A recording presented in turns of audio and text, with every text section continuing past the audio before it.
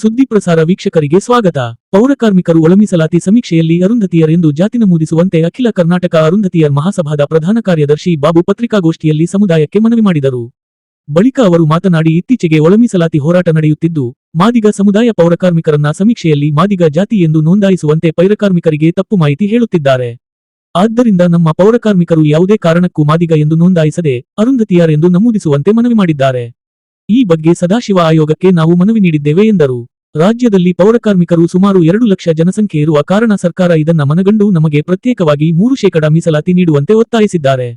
ಕರ್ನಾಟಕ ರಾಜ್ಯದಲ್ಲಿರುವ ಪರಿಶಿಷ್ಟ ಜಾತಿಗೆ ಸೇರಿದ ಆದಿ ದ್ರಾವಿಡ ಆದಿ ಅಂದ್ರ ಆದಿ ಕರ್ನಾಟಕ ಜಾತಿ ದೃಢೀಕರಣದಲ್ಲಿರುವ ಪೌರಕಾರ್ಮಿಕರು, ಸಫಾಯಿ ಕರ್ಮಚಾರಿಗಳು, ಮ್ಯಾನ್ಯುಯಲ್ ಸ್ಕ್ಯಾವೆಂಜರ್ಸ್, ಸ್ವಾಭಿಮಾನಿ ಬಂಧುಗಳೇ, ಭವ್ಯ ಭಾರತ ದೇಶಕ್ಕೆ ಸ್ವಾತಂತ್ರ್ಯ ಬಂದು 78 ವರ್ಷ ಕಳೆದರೂ ಕರ್ನಾಟಕದಲ್ಲಿ ಮಾತ್ರ ಸರ್ಕಾರದಿಂದ ಸಿಗುವ ಶಿಕ್ಷಣ, ಆರ್ಥಿಕ, ಉದ್ಯೋಗ, ರಾಜಕೀಯ, ಸಾಮಾಜಿಕ ಇತರೆ ಎಲ್ಲ ಕ್ಷೇತ್ರಗಳಲ್ಲಿ ಸೌಲಭ್ಯಗಳಿದ ಅವಕಾಶ ವಂಚಿತರಾಗಿ ಹೀನಯವಾದ ವೃತ್ತಿಗಳನ್ನು ಮಾಡಿಕೊಂಡು ಹಸಿದ ಕುಟುಂಬಗಳಾಗಿ ಬದುಕುತ್ತಿರುವುದು ಸಾಕು. ಬಂಧುಗಳೇ, ನಾವೆಲ್ಲರೂ ಮಕ್ಕಳ ಭವಿಷ್ಯಕ್ಕಾಗಿ ಸಮಾನಾಗಿ ಬದುಕಬೇಕಾದರೆ ನೆರೆಯ ತಮಿಳುನಾಡು ರಾಜ್ಯದ ಮಾದರಿ ಪ್ರತ್ಯೇಕ ಒಳ ಮೀಸಲಾತಿ ಪಡೆಯಲು ಕ್ರಮ ಸಂಖ್ಯೆ 9 ಅರುಂಧತಿಯರ್ ಎಂಬ ಮೂಲ ಜಾತಿಗೆ ಸೇರಿದೆವೆಂದು ಸರ್ಕಾರ ನೌಕರರು, ಕಾರ್ಮಿಕರು ಸೇರಿದಂತೆ ಎಲ್ಲರೂ ಸಮೀಕ್ಷೆ ನಡೆಸುವ ಸರ್ಕಾರಿ ಅಧಿಕಾರಿಗಳಿಗೆ ಮಾಹಿತಿ ನೀಡಿ ಅರುಂಧತಿಯರ್ ಎಂಬ ಜಾತಿ ಹೆಸರನ್ನೇ ಕಡ್ಡಾಯವಾಗಿ ನೋಂದಾಯಿಸುವಂತೆ ಒತ್ತಾಯಿಸಿದರು.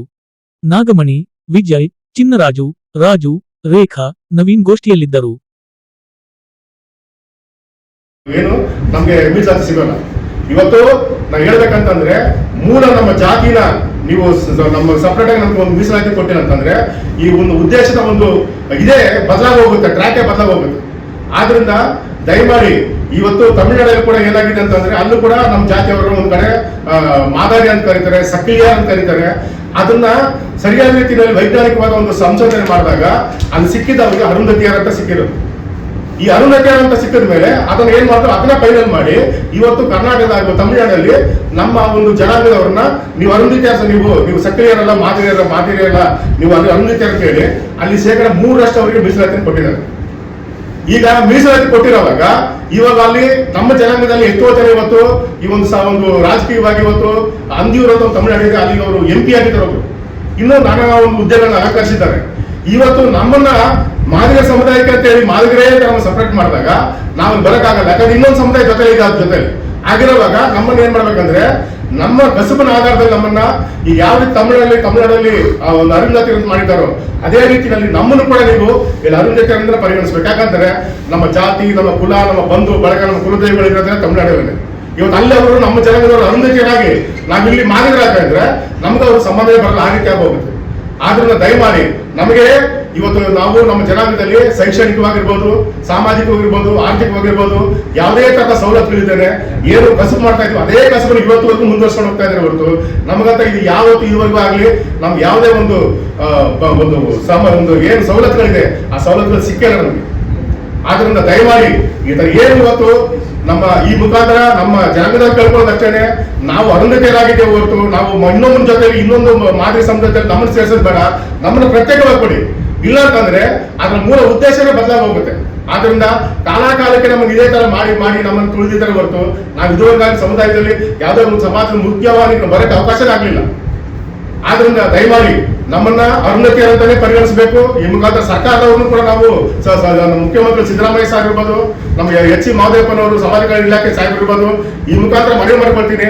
ನಮ್ಮನ್ನ ದಯಮಾಡಿ ಅರುಂಧತಿಯರಿಗೆ ತಮಿಳುನಾಡಲ್ಲಿ ಯಾವ ರೀತಿಯಾಗಿ ನೀವು ಅವ್ರನ್ನ ಅರುಂಧತಿಯರ್ ಅಂತ ನಮ್ಮ ಜಾತಿ ಧರ್ಮದಲ್ಲಿ ಪರಿಗಣಿಸಿದಾರೋ ಅದನ್ನೇ ಕೂಡ ಪರಿಗಣಿಸಬೇಕು. ಇಲ್ಲ ಅದು ಕರ್ನಾಟಕ, ತಮಿಳುನಾಡಿಗೆ ಕರ್ನಾಟಕ ಅಂತ ಹೇಳ್ತೀವಿ. ನಾನು ಒಂದು ಉದಾಹರಣೆ ಕೊಡ್ತೀನಿ. ಹೈಕೋರ್ಟ್ ಅಲ್ಲಿ ಯಾವ ಒಂದು ವಿಚಾರವಾಗಿ ಒಂದು ಆದೇಶ ಆಗುತ್ತೆ, ಇಲ್ಲ ಇದು ಸರಿ ತಪ್ಪು ಅಂತ ಹೇಳಿ. ಇನ್ನೊಬ್ರು ಏನ್ ಮಾಡ್ತಾರೆ, ಅಲ್ಲಿ ರಿಪಿಟಿಷನ್ ಆಗ್ತಾರೆ ಇಲ್ಲಿ ಸುಪ್ರೀಂ ಕೋರ್ಟ್ಗೆ. ಆವಾಗ ಏನಾಗುತ್ತೆ, ಅಲ್ಲಿ ವಸ್ತು ಶಿಕ್ಷಣ ಅರ್ಥ ಮಾಡ್ಕೊಂಡು ಏನ್ ಮಾಡ್ತಾರೆ ಅವರು, ಇಲ್ಲ ಹೈಕೋರ್ಟ್ ಮಾಡಿದ್ರೆ ಸರಿ ಅಂತ ಹೇಳಿ ಏನ್ ಮಾಡ್ತಾರೆ, ಅದು ಎತ್ತಿಡಿಯುವಂತ ಕೆಲಸ ಮಾಡ್ತಾರೆ. ಅದೇ ತರದಲ್ಲಿ ಇವತ್ತು ಕರ್ನಾಟಕ ಸರ್ಕಾರ ಅದನ್ನೇ ಮಾಡ್ಬೇಕು.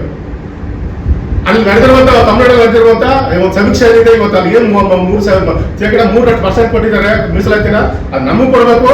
ನಮ್ಮನ್ನು ಕೂಡ ನೀವು ಅರುಂಧತಿಯರ್ ಅಂದ್ರೆ ಪರಿಗಣಿಸ್ಬೇಕಂತ ಹೇಳಿ ಈ ಮುಖಾಂತರ ನಾನು ಕೇಳ್ಕೊಳ್ತೀನಿ. ಹಾಗೂ ಬಂದಿರುವಂತ ಪತ್ರಿಕಾ ಮಾಧ್ಯಮದವರು ಎಲ್ಲರೂ ಕೂಡ ನಮಸ್ಕಾರ ಮಾಡ್ತಾರೆ. ನನ್ನ ಮಾತು ಮುಗಿಸ್ತೀನಿ. ವಿಶೇಷವಾಗಿ ನಮ್ಮ ದಕ್ಷಿಣ ಕನ್ನಡದಲ್ಲಿ ಮಾತ್ರ ಬರ್ತಾರೆ. ದಕ್ಷಿಣ ಕನ್ನಡ ಅಂದ್ರೆ ಮೈಸೂರು, ಮಂಡ್ಯ, ಚಾಮರಾಜನಗರ, ಕೊಡಗು ಕಡೆ ಕೆಲವು ಮಾತ್ರ ನಮ್ಮ ಸಮುದಾಯ ಇರುತ್ತೆ.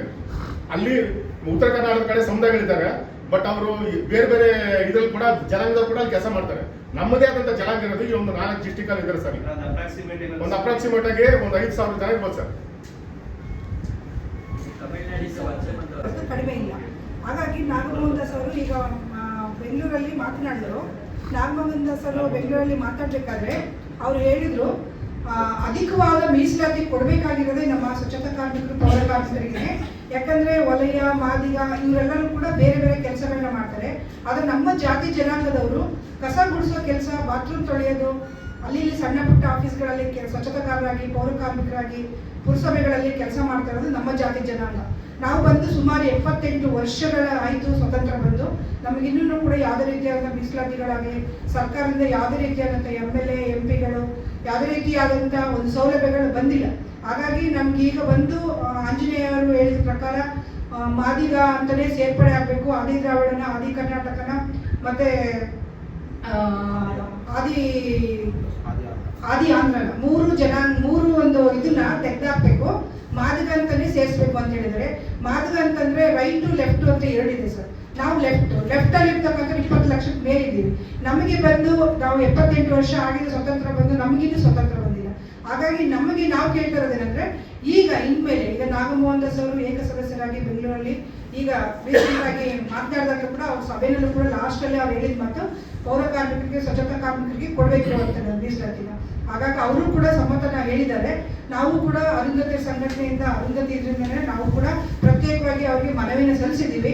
ಅವರು ನಮ್ಮ ಪರವಾಗಿ ಸ್ವಲ್ಪ ಅವರು ಮಾತನಾಡಿದ್ದಾರೆ. ಹಾಗಾಗಿ ನಮ್ಮ ಮಂಡ್ಯದಲ್ಲಿ ಸೆನ್ಸಸ್ಗೆ ಬರ್ತಾರಿಂದ, ಸೆನ್ಸಸ್ಗೆ ಬಂದರೆ ಪ್ರತಿಯೊಬ್ಬರು ಆದಿ ದ್ರಾವಿಡ ಮತ್ತು ಆದಿ ಕರ್ನಾಟಕ, ಆದಿ ಆಂಧ್ರ ತೆಗೆದು ಅವ್ರಿಗೆ ಈಗ ಅರುಂಧತಿಯರು ಅಂತನನ್ನ ಇದು ಮಾಡಬೇಕು ಅಂತ ಹೇಳಿದ್ವಿ. ಹಾಗಾಗಿ ನಾವು ಎಲ್ಲರೂ ಕೂಡ ತಮಿಳುನಾಡಲ್ಲಿ ಅರುಂಧತಿಯರು ಅಂತಲೇ ಅವ್ರಿಗೆ ಕ್ಯಾಸ್ಟ್ ಸರ್ಟಿಫಿಕೇಟ್ ಕೊಟ್ಟು ಅವ್ರನ್ನ ಅರುಂಧತಿಯರು ಅಂತಲೇ ಪ್ರತ್ಯೇಕವಾಗಿ ಮಾಡಿರೋದ್ರಿಂದ ನಾವು ಕೂಡ ಅವರ ಸಂಬಂಧಿಕರೇ. ನಮಗೆ ದೇವಸ್ಥಾನಗಳು, ಗುಡಿ ಗೊಬ್ಬರಗಳಿರೋದ್ರೆ ನಮ್ಮ ಸಂಬಂಧಿಕರಿರೋದು ಅಲ್ಲೇ.